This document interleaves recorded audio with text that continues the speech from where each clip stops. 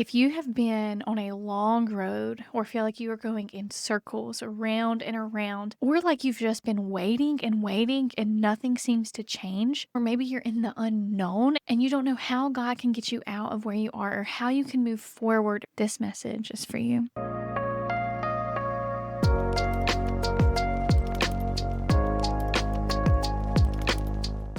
Hi, welcome to Pure Surrender Podcast. I'm your host, Brittany Hall. So we've been going through Exodus lately, and we're going to continue with where we left off, Exodus 13, starting in verse 17. When Pharaoh finally let the people go, God did not lead them along the main road that runs through the Philistine territory, even though that was the shortest route to the Promised Land. God said if the people are faced with a battle, they might change their minds and return to Egypt. So God led them in a roundabout way through the wilderness toward the Red Sea. Thus, the Israelites left Egypt like an army ready for battle. Last week, we also read Exodus 12, verse 51, and I'm going to read that again because that relates to this same scripture here.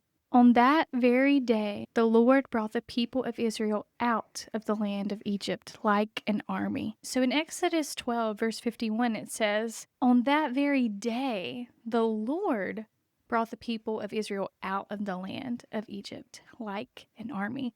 But in Exodus 13, verse 18, it says, so God led them in a roundabout way through the wilderness. First, it says in verse 51 that God brought them out of the land of Egypt like an army. In verse 18, it says God led them. So in verse 51, God brought them out of slavery, out of hardship that very day like an army. Verse 18, so God led them in a roundabout way. Think about when you go the roundabout, it could just keep going in circles. And God does tell them to turn around here in just a few more verses. It can seem so confusing sometimes of why we are going in circles of a situation. Why are we going the long route and not the shortest way to just get there and get where God calls us? But sometimes it's the journey that God teaches you how to be in relationship with Him, how to be close with Him, because if He gave you what you wanted and did what you wanted Him to do at that very time, who's to say that you would be thankful to Him and have that relationship with Him and learn what that is like without going through the wilderness? You know what I mean? God didn't lead them on the main road. He didn't take the shortest way or the main way. Think about that. He took them a roundabout way, the long way toward the Red Sea. And you know why they went to the Red Sea? So they could see the glory of God, of how He delivered them yet again from the Egyptians, from Pharaoh and his people, because they came back for them, trying to get them to come back into slavery. And God is saying, no, watch me take care of you today, but you have to move forward where God has called you to. You can't just sit where you are. You have to go where He's called you. And sometimes it's the long way. It's a way that we can't see or imagine or think, and we question, but then God delivers every time. So why did they have to go the long way? Well, one, it was so they could see the goodness of God and His glory. But two, it was to protect them from further hurt. Because if you look right here in verse 17, it says, God said, if the people are faced with battle, they might change their minds and return to Egypt. Return back to their slavery, back to their hardship, back to cruel treatment that they went through. And God was like, I've got to protect them from that. They can't go back to that. So I'm going to take them another way, a way that they don't know, that they're not used to, that's not the main road, that's not what you've been taught or where you've been or how you've lived, but it's different because it's for God and it's for your relationship with God. And so maybe you grew up in a household where you didn't learn about God. Nobody taught you. You didn't know how to have a relationship with Him. Or maybe you did go to church and you learned a little bit, but you didn't have that foundation growing up. And see here in verse 18 when it says an army ready for battle. So verse 51 doesn't say ready for battle. It says that He brought them out like an army. This one says He led them the long way. They were an army now ready for battle. They needed to be taught. They needed to learn order, structure, and how God would lead them. See here, God brought them out. God did it. God did his part and he took you out of hardship, out of where you was at and you were suffering. The second part, they had to do their part. You can't do it by yourself. You can only do it with God, and he will lead you. But you have to be willing to let him guide you where he's taking you. When it says ready for battle, there was two things the Lord revealed to me. The first one is there was a star here in my Bible, and it said, the part where it says left Egypt like an army ready for battle, this translates to left Egypt in the 5th generation.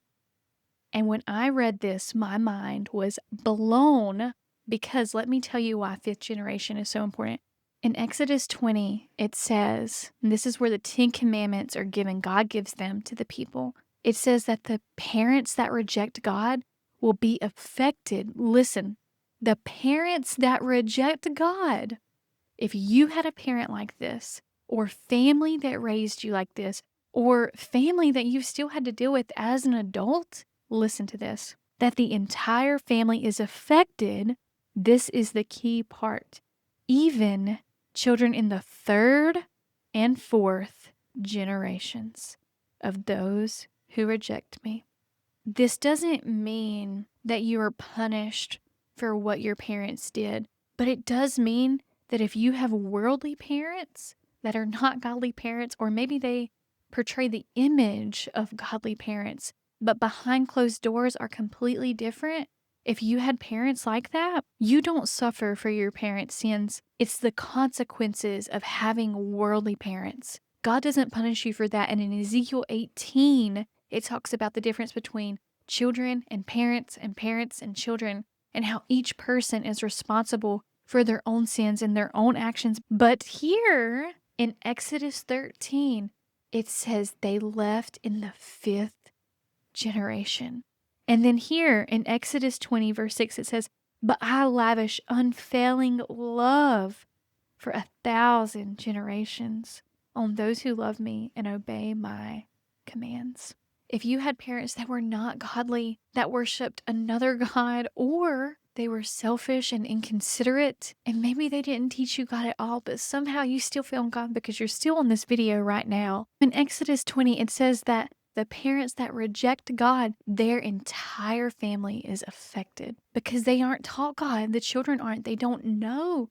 They haven't lived that lifestyle. They don't know about God because they're not taught it. They're not raised it. And unfortunately, a consequence of the parents' actions, and it says it will affect the children to the 3rd and 4th generation. So parents that reject God, it affects the whole family to the 3rd and 4th generation. But here in Exodus 13, verse 18, that literally translates to 5th generation.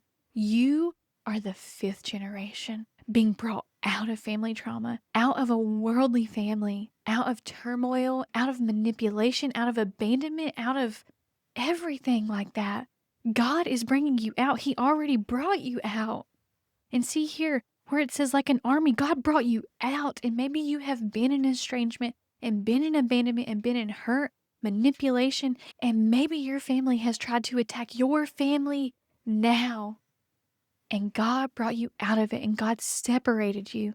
And he separated you for a reason. If you tried everything you could, if you tried to express yourself, your feelings, your emotions, God is telling you, look, I brought you out of that. Quit trying to go back. You're gonna keep getting hurt. And we've talked about this in past videos, but here, knowing that those families are affected to the 3rd and 4th generation, you are that 5th generation being released to be a godly family, a godly foundation. God has set you apart for a reason for you and your family now. He brought you out. And so here, Exodus 13, verse 18, he says, the Israelites left Egypt like an army, ready for battle. God brought you out, and now you are ready for battle. You have been in a relationship with him one-on-one. God has taught you. God has healed you. And it's time for you to do your part and to trust him and to continue to seek him and to put the past behind you. God is bringing you out. He's actually already brought you out. And now it's time to do your part because he's prepared you. And he has had all of this happen in order. You know you have a relationship with Him. You know how to pray. You know how to read His Word and come to Him. And now you have to keep doing it and trust Him and follow where He's taking you, even if it's the long route, even if it's not the main road. It's separate from other families and what they do, because you are not in a worldly family. You're in a godly family. You are the cycle breaker. You are in a new generation, the 5th generation. And God knew you couldn't handle any more hurt and pain. And that's why He brought you to where you are now, so He can heal you and transform you. And that's the second part of this. The first part where it says He brought you out like an army. The next part, it says ready for battle. So you can come against the enemy. So you can come against the world, because you have that structure, that foundation, that order from God, not from the world, not from yourself, not from anyone else, but from God and His Word. God will come and help you and lead you and guide you and get you through this, because He has prepared you to this and He has led you to where you are, and you can do this. I will see y'all next week.